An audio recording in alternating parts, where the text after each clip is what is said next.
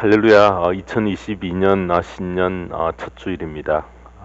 1월 2일 주일 예배에 참여하신 모든 성도님 주님의 이름으로 환영합니다. 오늘 전거받을 말씀은 구원받은 감격을 잊지 맙시다 라는 제목으로 본문의 말씀은 로마서 1장 우리 7절에서 우리 15절까지 말씀입니다. 우리 함께 합독하시겠습니다. 나는 로마에 있는 모든 신도에게 이 편지를 씁니다. 하나님께서 여러분을 사랑하셔서 그의 거룩한 백성으로 부르셨습니다. 하나님 우리 아버지와 주 예수 그리스도께서 내려주시는 은혜와 평화가 여러분에게 있기를 빕니다. 나는 먼저 여러분 모두의 일로 예수 그리스도를 통하여 나의 하나님께 감사를 드립니다. 그것은 여러분의 믿음에 대한 소문이 온 세상에 퍼지고 있기 때문입니다.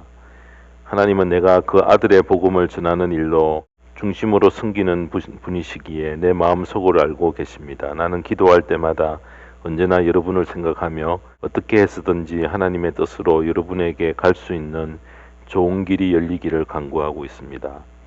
내가 여러분을 간절히 보고 싶어 하는 것은 여러분에게 신령한 은사를 좀 나누어 주어 여러분을 굳세게 하려고 하는 것입니다.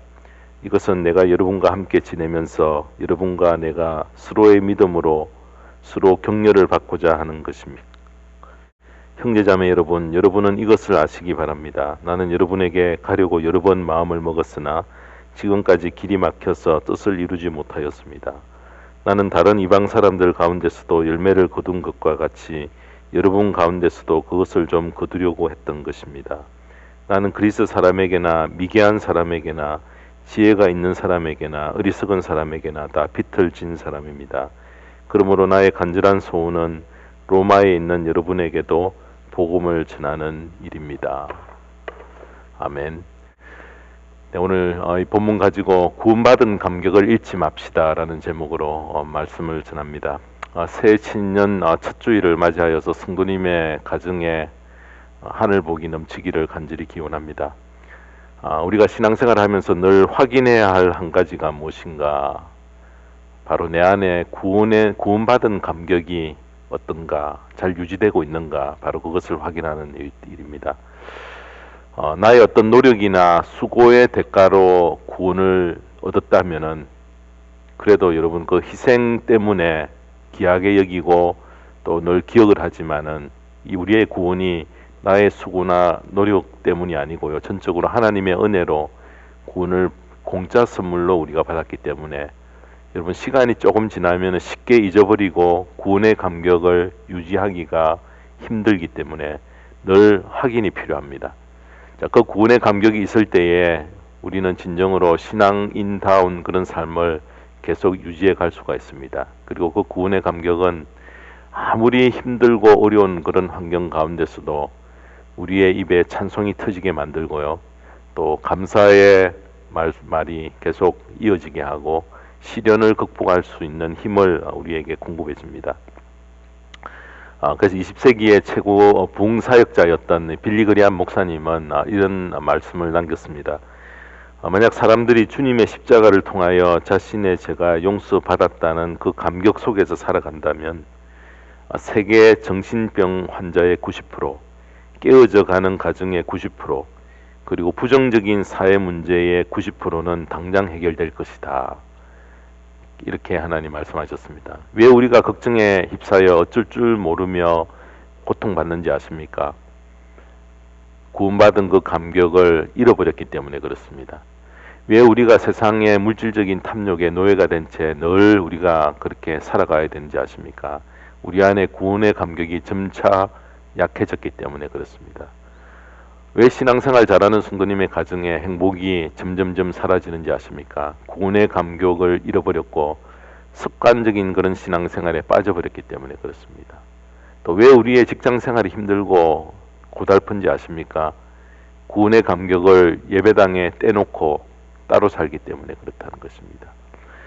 그래서 여러분 요한계시록 2장에 보면은 예수님께서 에베소 교회를 책망하시면서 처음 사랑을 버렸다 이렇게 이야기하십니다. 처음 사랑이란 무엇인가? 여러분 구원의 감격이 최고조에 달했을 때에 하나님을 사랑했던 그 첫사랑 바로 그것을 이야기합니다. 에베소 교회 성도들이 신앙생활에 열심을 내고 열심히 교회를 섬겼습니다. 교회 안에 악한 자들 들어왔을 때의 분별력을 가지고 그런 악한 자들을 다 물리쳤고요. 또 게으르지 않았습니다. 자, 그런데 예수님께서 그런 모든 수고와 노력에도 불구하고 잃어버린 첫사랑을 회복하지 않으면은 촛대를 옮기시겠다 이렇게 말씀하십니다. 여러분, 촛대를 옮기겠다는 이 말은 너 교회를 교회로 인정하지 않겠다는 말씀입니다. 문제의 핵심은 바로 처음 사랑, 바로 구원의 감격을 잃어버렸기 때문에 일어난 일이라는 것입니다. 자, 오늘 우리가 읽은 말씀은 사도 바울이 로마에 있는 그 교인들에게 쓴 편지의 서론에 해당되는 그런 말씀입니다. 그래서 로마서 1장 1절에서 7절까지는 인사말이고요. 8절부터는 바울이 로마 교회를 방문하려고 하는 주된 목적을 밝힌 그런 말씀인데, 바울은 로마에 한 번도 가본 적이 없었습니다. 대신 로마에 있는 성도들의 소식을 늘 이렇게 듣고 있었기 때문에 로마에 있는 교회 성도들을 방문하고 싶은 바로 주된 이유를 11절에서는 이렇게 밝힙니다. 내가 여러분을 간절히 보고 싶어 하는 것은 여러분에게 신령한 은사를 좀 나누어 주어 여러분을 굳세게 하려고 하는 것입니다. 로마 교회 교인들에게 신령한 은사를 나누어 주고 싶은 간절한 마음 때문이었습니다. 로마 교회 교우들과 복음의 교제를 통해 어떻게 하든지 그들을 좀 성숙한 신앙의 자리로 세워주기 위해 쓴 편지가 바로 로마서입니다. 한 성경 주석학자가 로마서를 표현하기를 우리의 옷을 하나씩 벗게 하여서 우리의 수치를 또 부끄러움을 드러내는 말씀이라 그렇게 이야기를 했습니다. 여러분, 치료하기 위해서는 우리가 병원에 가면은 어떤 데는 옷을 다 벗어야 됩니다. 수치와 부끄러움이 무엇인가를 우리가 알아야지 복음이 우리를 치료하기 위해서는 수치스러운 것을 먼저 드러내는데요. 이 로마서는 총 16장으로 구성이 되어 있는 로마서는 크게 네 부분으로 나눌 수가 있습니다. 첫 부분은 우리의 수치를 드러내는 옷을 하나씩 벗겨서 우리의 적나라한 수치를 드러냅니다. 먼저 죄를 지적하여서 부끄러운 수치를 드러내고요. 두 번째는 이렇게 부끄러운 수치를 가리기 위해 예수님께서 십자가에 흘린 보혈의 공로로 말미암아 의로운 옷이 준비되었음을 서술합니다.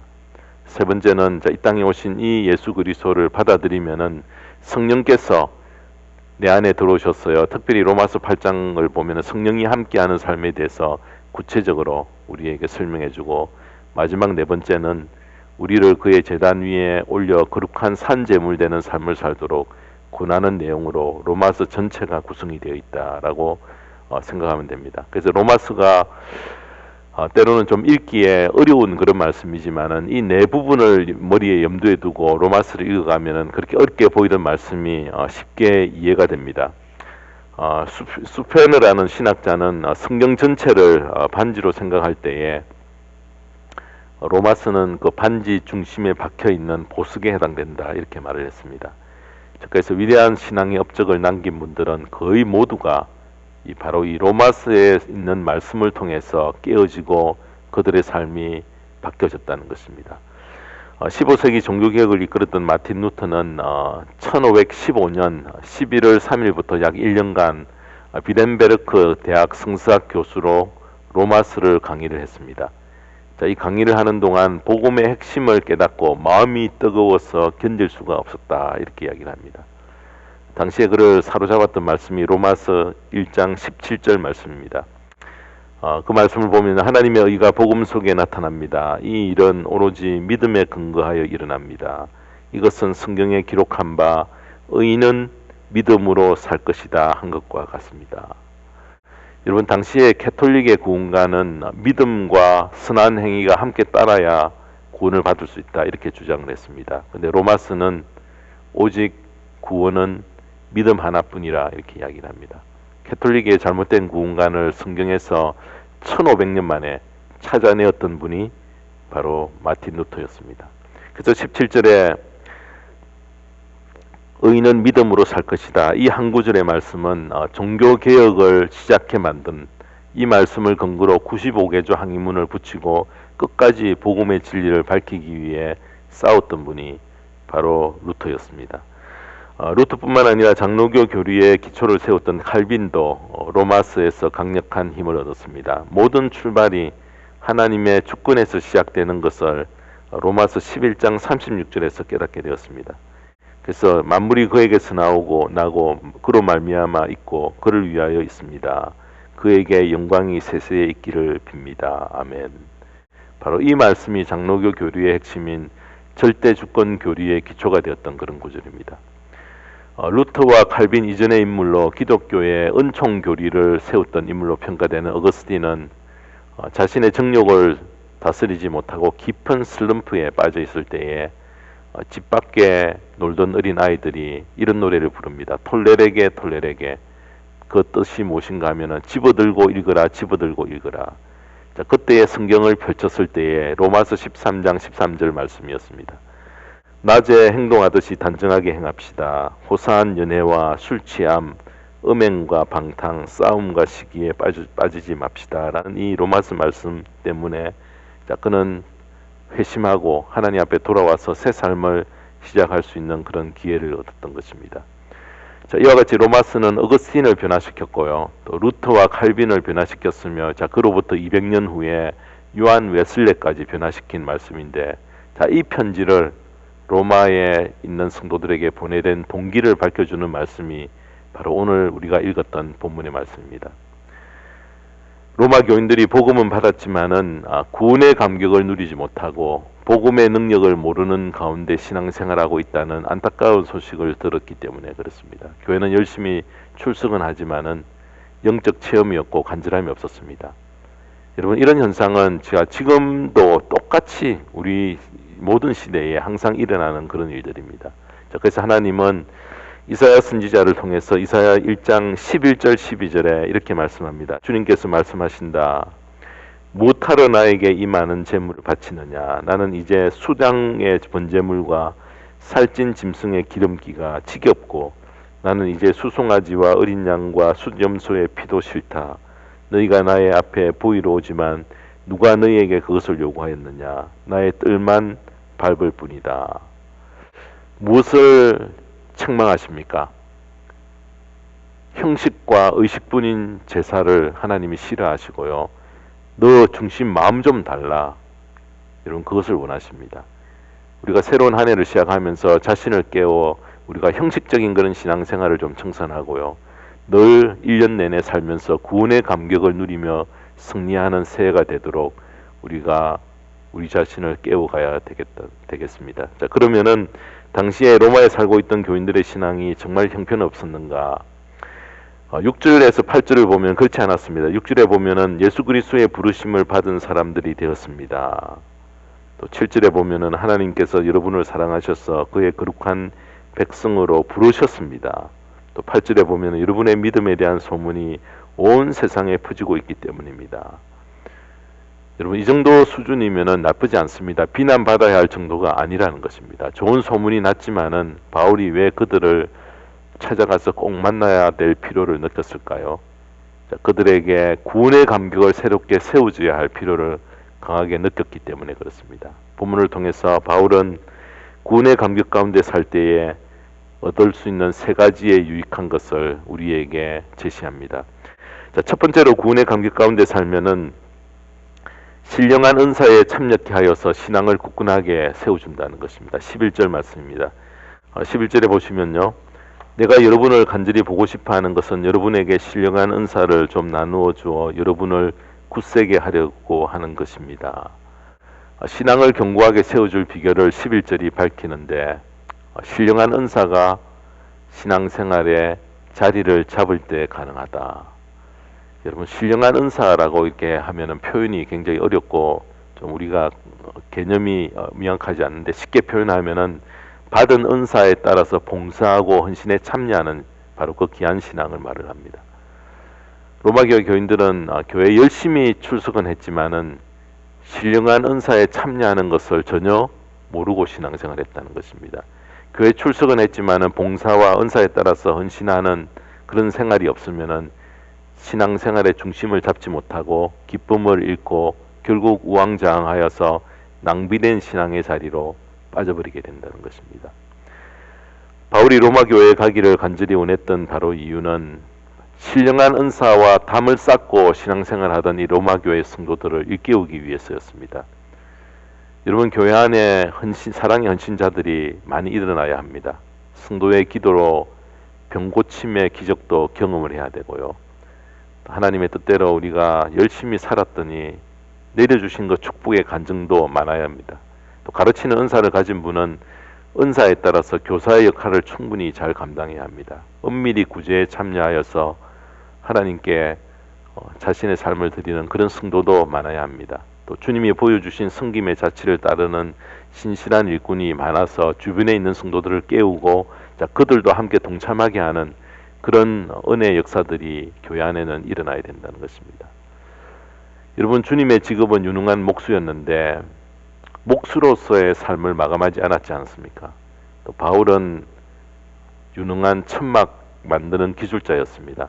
근데 여러분, 천막 만드는 그런 기술자로 그의 생을 끝내지 않았습니다.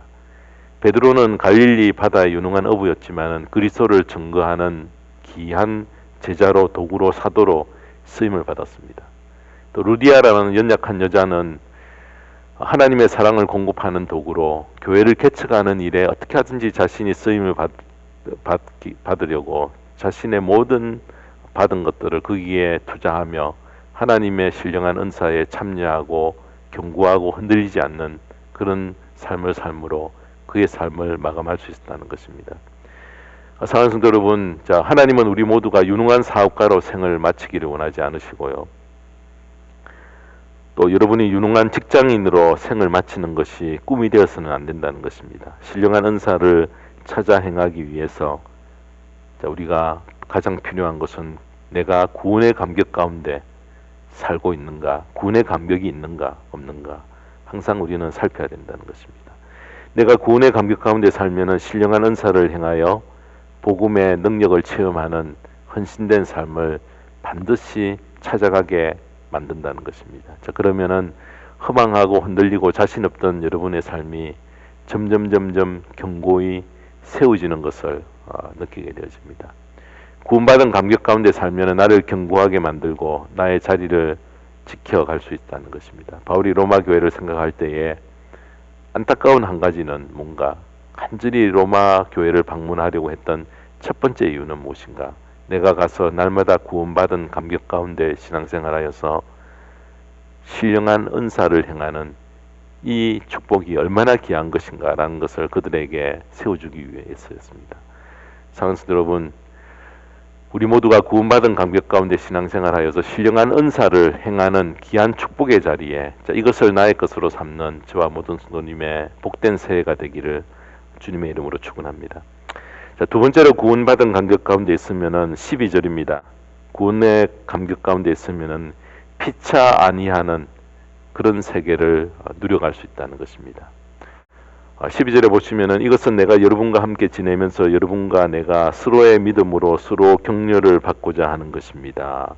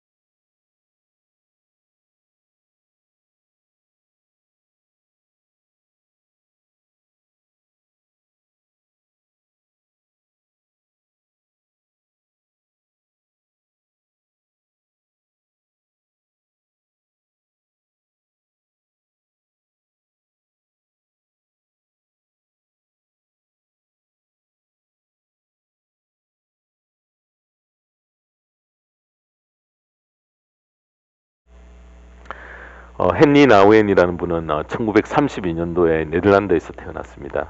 그는 저명한 심리학자이며 신학자이기도 하고요. 또 미국의 노틀담 대학, 예일 하버드 대학의 교수였습니다. 매년마다 또 한 권씩 책을 내는 유능한 그런 저술가이기도 하였는데 자신의 인생 마지막을 아주 특별하게 보낸 그런 분입니다. 갑자기 교수직을 사임하고 정신지체자 보호시설에 들어가서 장애인 한 명을 위해서 마지막 그의 생애 10년을 보냈던 분입니다. 그 정신지체자 보호시설이 캐나다에 있습니다. 저는 가본 적이 있었습니다. 캐나다의 장애인 수용소에 들어가서 26살의 아담이라는 청년을 돌보았는데, 그 청년은 말도 못하고 옷을 스스로 입지 못하는 육체적, 정신적 심각한 장애를 가진 청년이었습니다. 그를 돌보는데 자신의 많은 시간을 보냈습니다.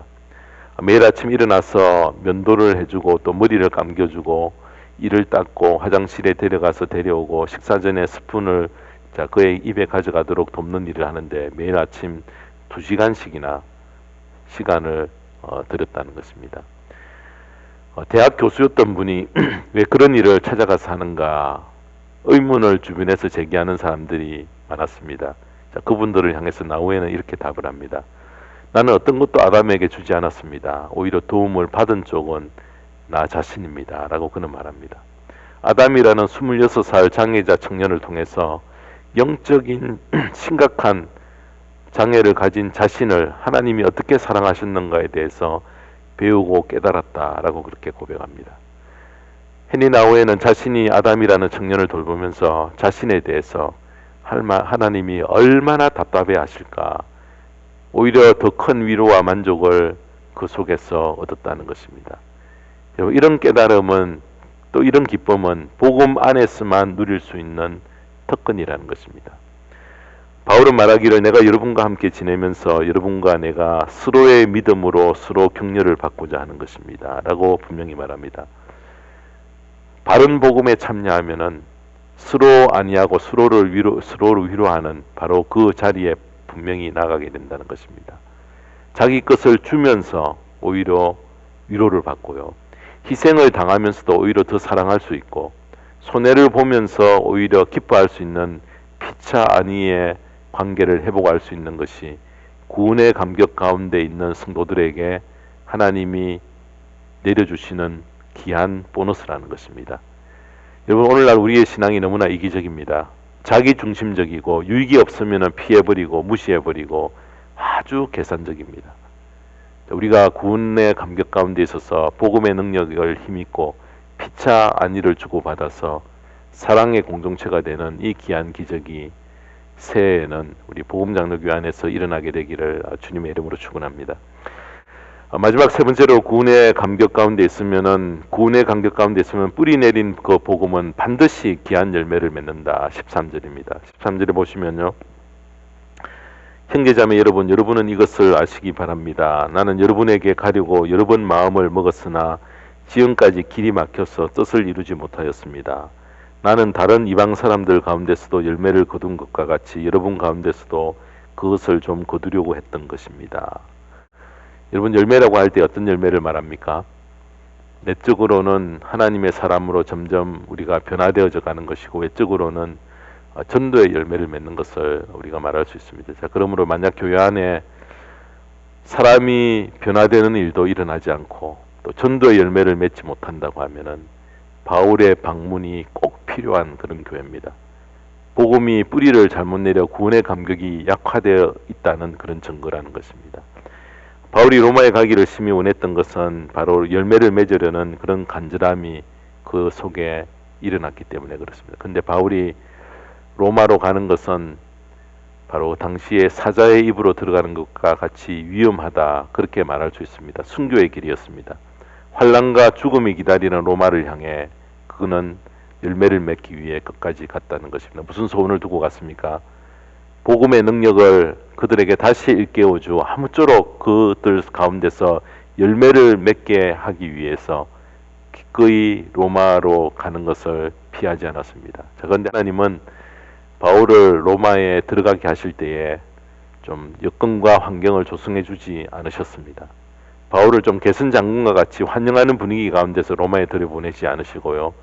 왜 제수의 몸으로 사슬에 매인 채, 결박된 채 로마에 들어가게 하셨을까?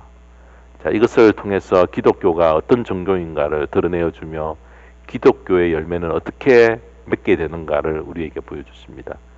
바울이 구원받은 감격이 없었다고 하면은 아마 이런 환경이 되어질 때 하나님이 가게 하시지 않는가 보다 하고 로마행을 포기했을 것입니다. 예루살렘에 주님이 입성하실 때에 주님은 당시에 사람이 탈 수 있는 4발 달린 짐승 중에서 가장 싸고 약하고 미천하고 보잘것없는 나귀 새끼를 타고 예루살렘으로 입성했던 것과 같습니다. 바울은 제수의 몸으로 사슬에 매여 로마에 들어갔습니다. 기독교는 사람의 인기와 시선과 대중의 힘을 절대 동원하지 않습니다. 사람의 눈을 현혹하거나 휘황찬란하거나 하고 현란한 모습으로 사람의 주목도 끌지 않습니다. 자, 오늘 우리가 사는 세상은 알려야지 성공을 하고요.